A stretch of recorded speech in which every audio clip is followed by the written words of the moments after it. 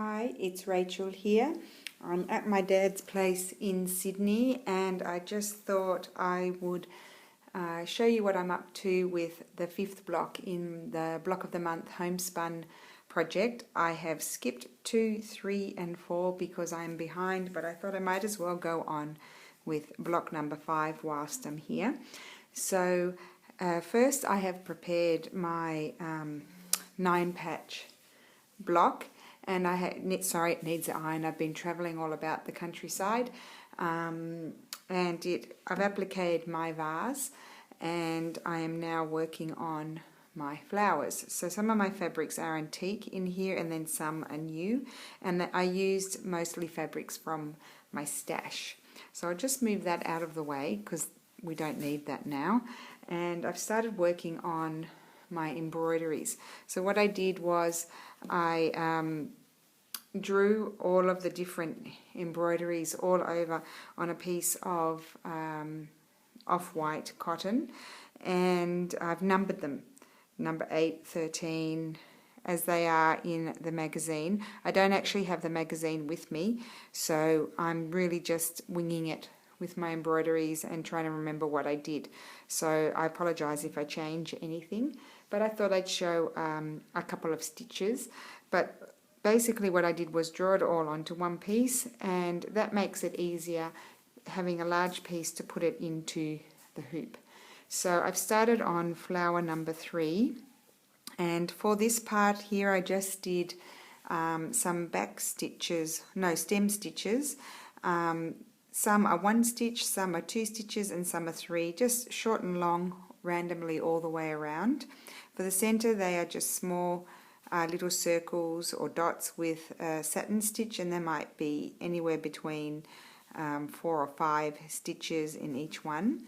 And then for this part here, this is I actually did back stitch here because I didn't remember what I did because I don't have the magazine, but it's actually was back stitch, and I had changed the color. Here I did it all in one color. As you might know, I'm not doing it the same colors as my original one. So these in the magazine, they're back stitch, stem stitch. I just did back stitch here, and just very loose satin stitch, I'm sorry, here. And this is satin stitch. I don't know if I said stem stitch. I've just driven back from Brisbane to Sydney, so it's about a 13-hour trip, which we did break up into 2, but I got up at 5 this morning to get back here early enough today. So yeah, this is just very loose satin stitch, and as you can see, the stitches are short and long. I'm not using my regular iPad. I'm using my old one here for this, so I don't know if it's very good because it's very old, but we'll see. I'm just working on the leaf, and I'm doing stem stitch for that one, and I'm using 3 threads.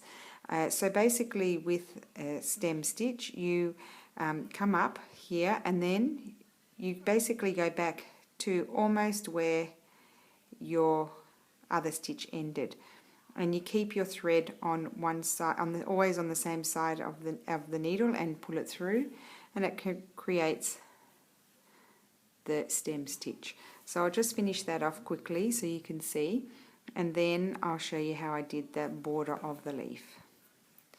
So just do this quickly. I'll try and do a few more tutorials, or not tutorials really because I'm not a tutorial person, but how-to sort of videos before I leave. I'm heading down to Melbourne on Thursday and the Sydney Craft Quilt Show tomorrow, so I don't know how much I'll get done this week, but maybe next week before I return back to Italy I'll get some more done. So I didn't go right to the top. That's it. So I'll just end that off, and I've already prepared my needle with my thread for the contour, and I hope my dad doesn't call me because he tends to call out from downstairs, and then I have to quickly hop up and answer him, or he gets annoyed with me. So we'll see.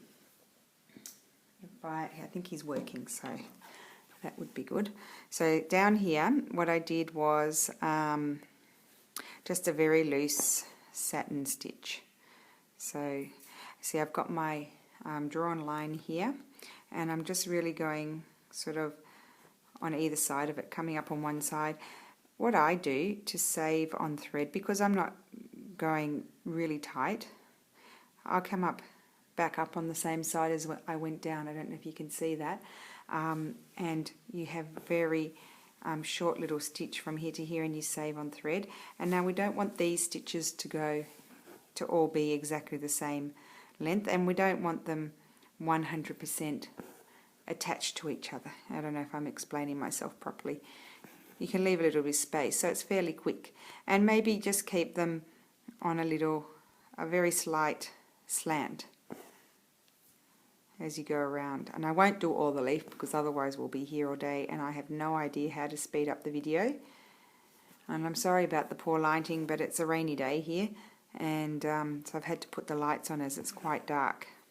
There's not a lot of light, so it's kind of, I can see it kind of yellow in my iPad.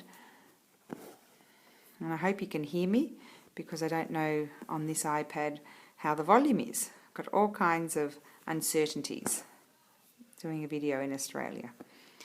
So I have started working on my journal that I made, but I'm a little bit behind as usual. I'm just putting in another stitch there because I went a bit too far apart, and I might make it a little bit longer just for a little bit of interest.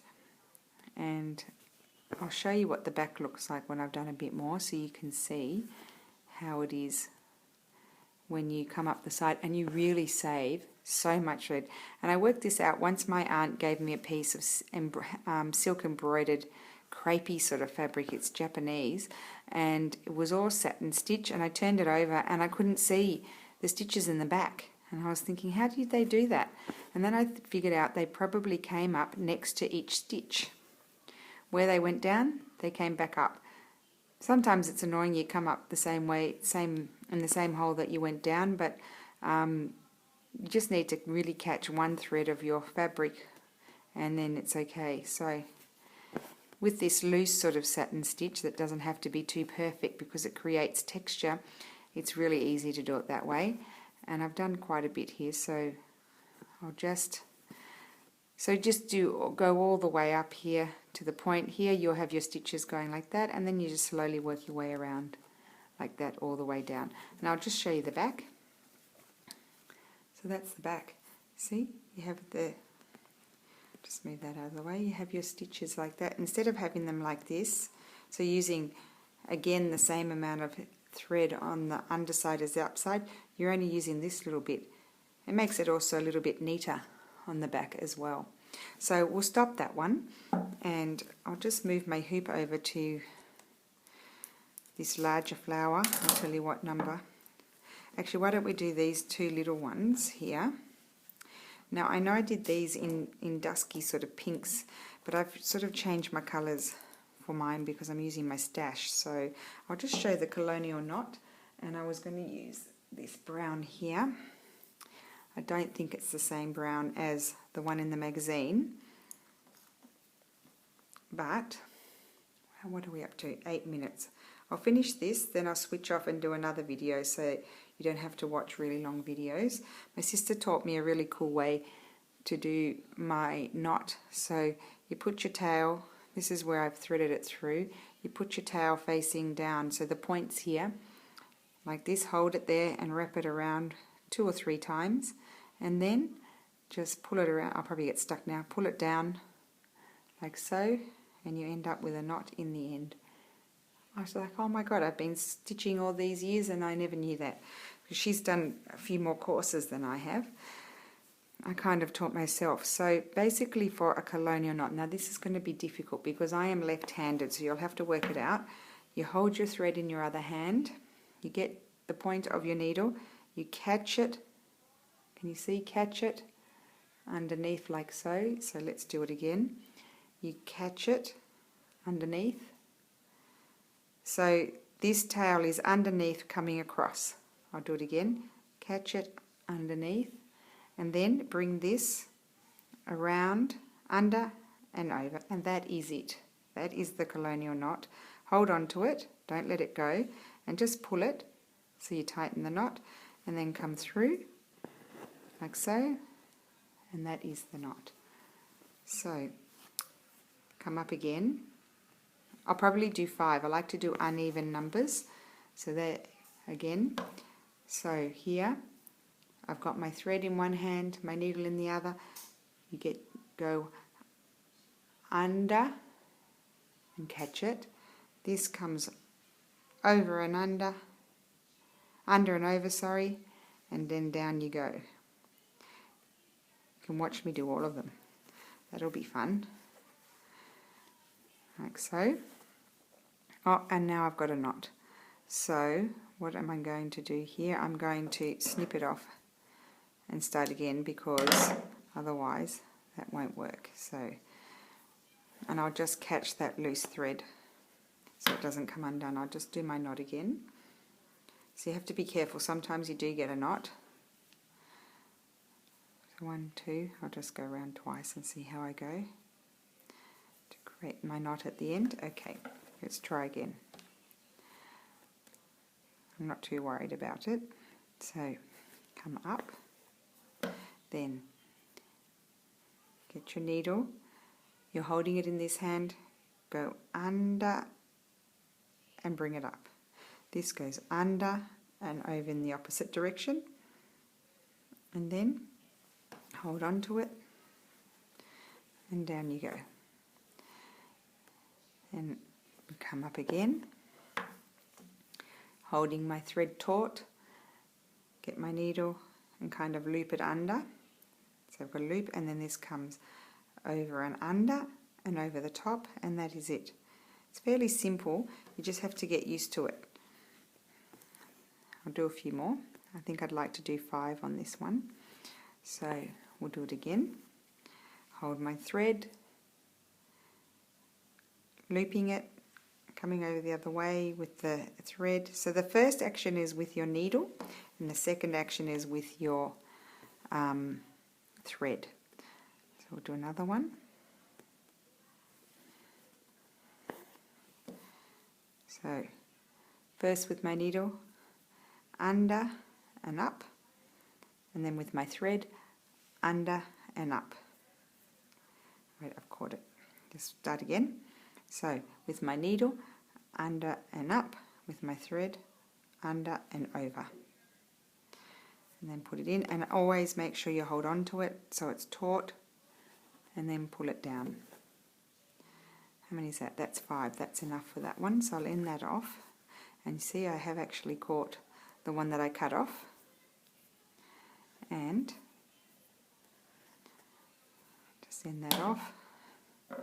Snip off all the excess. Okay, so let's do the other one. There's going to be, I think I'm going to do 3 there. Maybe we'll do those with French knots. Doesn't really matter. So you can see French knots as well. Make my knot at the end. I don't normally do French knots, but sometimes. So I'll start here. I'll just put it down. So French knots are basically you hold your thread in one hand and you have your needle and you wrap it around. Here I might wrap it around 4 times, I think. You can wrap it around any number. You have to hold it taut, like pull it tight, hold on to it while you go down. And there's my French knot. I tend to be a little bit more successful with my colonial knots than my French knots. Sometimes I get little loopy bits. So I'm holding it here, I'm getting my needle, I place it on the thread, and then I wrap it 1, 2, 3, 4. Don't pull it too tight or you won't be able to pull your needle through, but a little bit so you don't get the loopy bits. Hold on to it. And I think I pulled it too tight. No, I haven't. There we go. And through it goes. Don't know if you can see those. And I'll do one more. So you kind of get a more rounded sort of knot with those, whereas with the colonial knots they're kind of flatter. 1, 2, 3, 4. Put it in near where you came up. Hold on to it. And then down you go. That's it. So those are the French knots and the others are the colonial knots. So I'll just end that off here.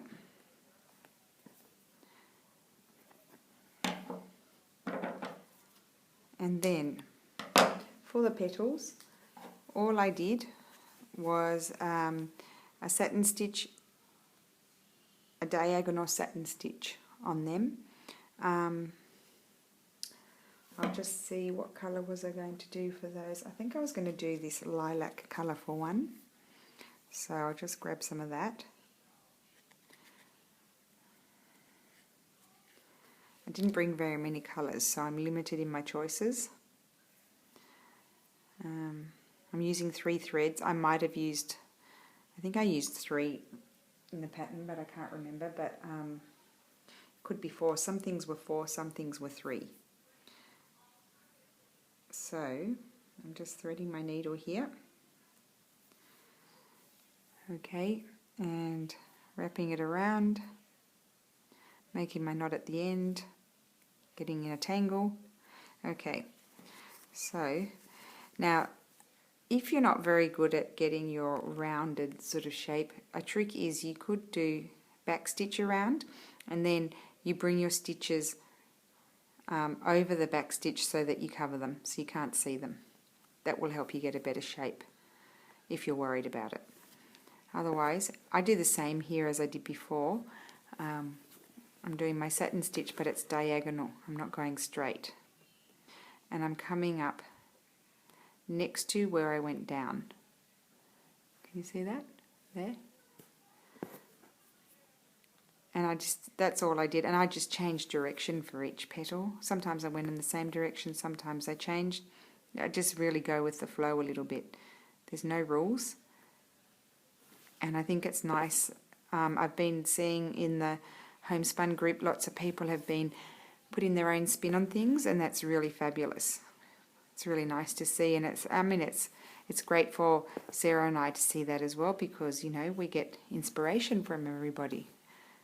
As much as everybody's, you know, been inspired to do our pattern, we love seeing what, you know, how people change it or do something differently or do it in a better way.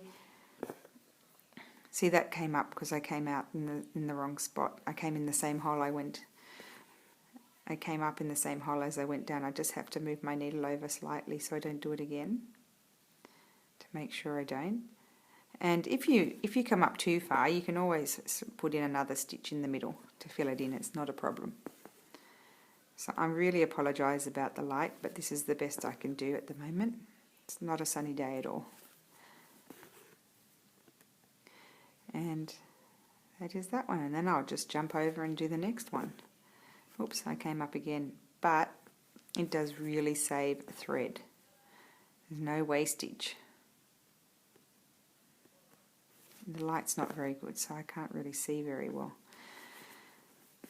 So I'm really excited. Tomorrow I am going to the Sydney Quilt Show. So I'm hoping it'll be fantastic and lots of inspiring things and fun supplies to see and purchase. And a very famous French lady's coming that she works with wool. I saw her in Nantes last year, and I have both her books, so I'm excited to see her. And I'm hoping that maybe she has a new book release. That would be exciting. I can't remember, I can't actually pronounce her name. It's Segolene something. But yeah, her work's really beautiful. She does, she works with wool fabric, and then she does beautiful, really loose, random embroidery and sort of cantha stitching or borrow stitching on the wool. So it's really a thrill that she's going to be there. So you can see here in diagonal. So maybe I'll finish this flower, and then actually I think I'll finish the video off here, and then I'll do another video for another flower, because I do fear that soon my dad might start calling me, and I'll have to be answering him straight away, otherwise he'll be wondering what I'm up to. So just going up, going down, and coming up next to where I put my stitch in. And my iPad is also running out of charge, so I might have to charge it. That would be a good idea. And it's fairly quick this way too. And you see, with a small amount of thread you can finish off several petals because we're saving. I'll show you the back. I'll just put in my last couple of stitches. I've got one more I think to put over here. Oh, and you may have noticed that I don't start at one end. I always start with my kind of middle stitch, and then I fill it in on either side so I get the better shape. So that's that. And I'm actually running out of thread. So, and look at the stitching on the back. Just because I came up next to where I went down. But I really like doing my satin stitch that way.